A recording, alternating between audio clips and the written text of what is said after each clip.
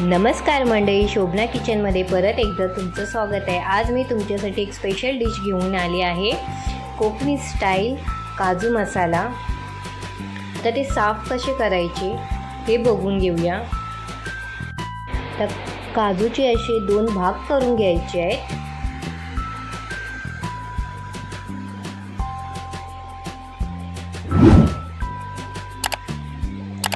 असे 2 भाग केल्यानंतर सुरीने असे अलगद ते काजू आपल्याला काढून घ्यायचे।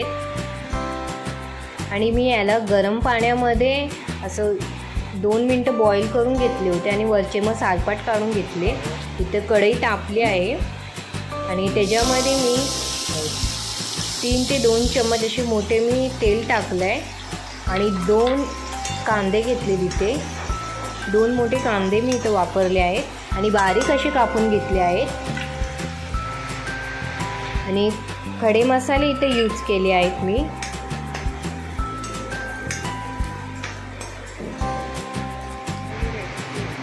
आणि 2 मोठे टमाटर इथे वापरले आहेत मी।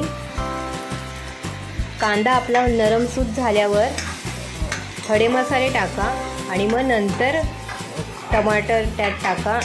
आधी खडे मसाले फोडणीला टाकू नका, कारण की त्याच्यामुळे करपलेला असा म्हणजे खडे मसाले लगेच असे आपले करपतात। म्हणून कांदा असा खरपूस भाजल्यानंतर खडे मसाले टाका। आणि त्यामध्ये मी थोडंसं असं मीठ टाकलं आहे, आपला टमाटर असं नरमसूत व्हायला। आणि त्या आलं लसणाची पेस्ट करून ठेवली होती मी, ते टाकले।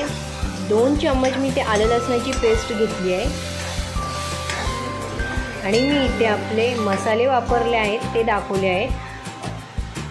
1.5 चम्मच इथे धने पावडर आहे आणि 2 मोठे चम्मच घरगुती मसाला आणि 1.5 चम्मच गरम मसाला आणि 1 चम्मच हळद। तर सगळे मसाले मी एकजीव करून घेते। छानपैकी आपल्याला याला परतून घ्यायचं आहे। बघू शकता मस्त असं तेल सुटलं आहे। आणि इथं मी मसाला आपला लागू नये म्हणून थोडंसं पाणी ॲड केलं आहे।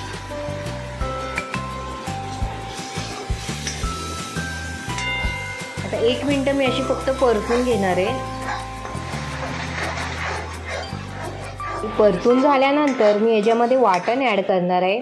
आणि वाटणासाठी मी इथे अर्धा सुका खोबरा घेतला आहे आणि 2 मोठे कांदे घेतले आणि त्याला मी छानपैकी तेलामध्ये परतून मग नंतर ते मिक्सरला असं वाटण त्याचं करून घेतलं आहे।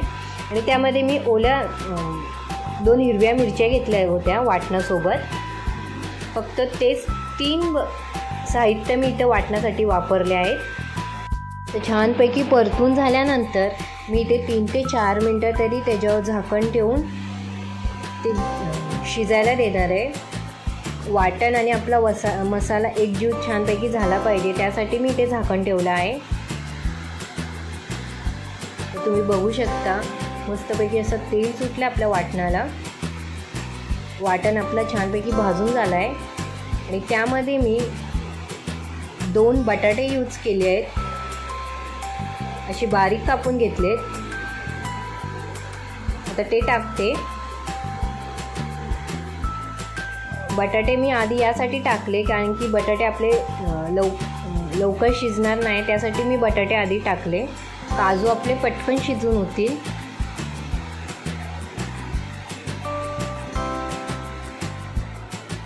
आधी मी इथे बटाटे थोडे तरी नॉर्मल आपल्याला शिजून घ्यायचे, नंतर आपल्याला काजू ॲड करायचे।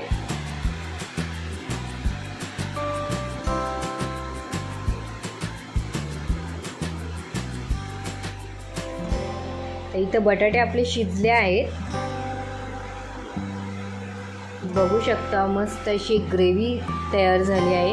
आता यामध्ये मी आपले ओले काजू आहेत ना ते ॲड करणार आहेत।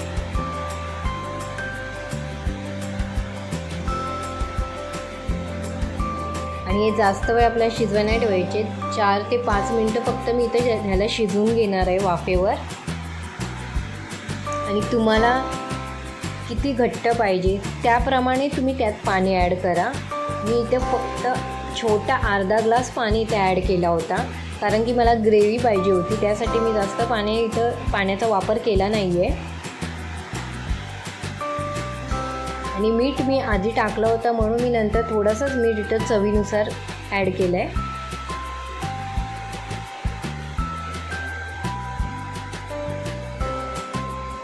छानपैकी आता हे आपल्याला परतून घ्यायचे आहे.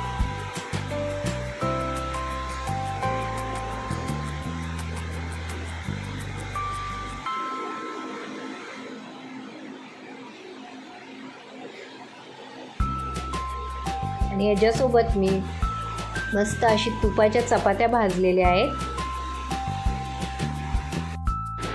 काजू मसाल्याचा सुगंध एवढा छान येतोय ना, आणि कमी साहित्यामध्ये बनवलेली डिश आहे.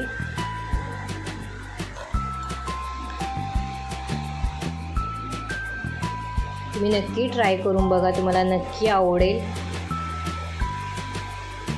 खूपच भारी वाटतोय.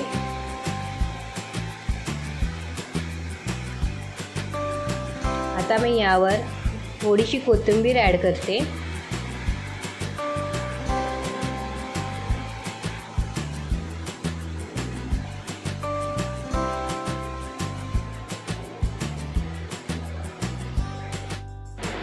आता मी इथं 5 ते 6 मिनटं त्याला वाफेवर शिजवून घेणार आहे.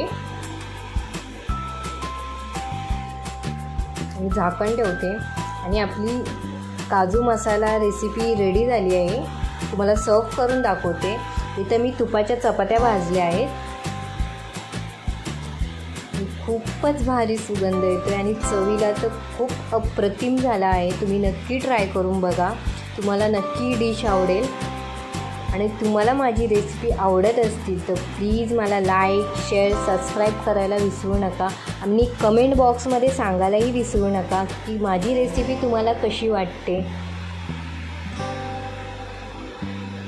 खरंच खूपच भारी झाली आहे डिश. कोकणी स्टाईल ओल्या काजू मसाला रेसिपी दाखवली आहे मी तुम्हाला. नक्की मला सांगा तुम्हाला कशी वाटली.